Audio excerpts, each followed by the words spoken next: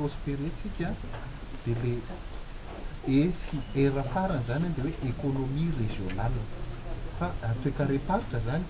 miainga amin'ny fanosehana an'ireo orinasa madinika eny ambanivohitra.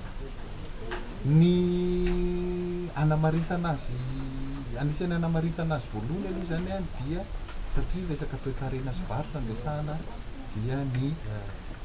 chiffre d'affaires. Ny vola kirakira vola maty izy tsika amin'ny chiffre d'affaires an'ireo mpandraharaha eny ambanivohitra ireo amin'ny ankapobeny teneniko a amin'ireo faritra fitambaran'ny faritra amisan'ny prospérer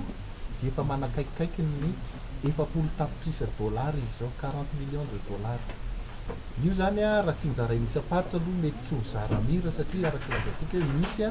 ireo faritra manana vokatra somary matanjatanjaka kokoa saingy zao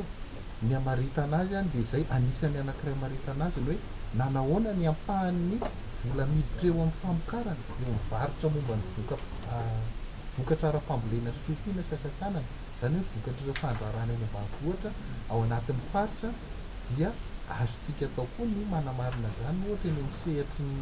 sampandraharaha isa-tsifadiny eny amin'ny faritra amin'ireny fampidirana ny hetra sy ny ristourna ireny akoatran'ilay azo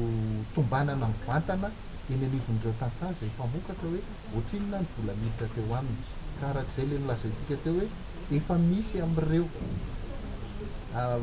mpandraharaha eny ambanivohitra ny toanany fandarana azy ireo a no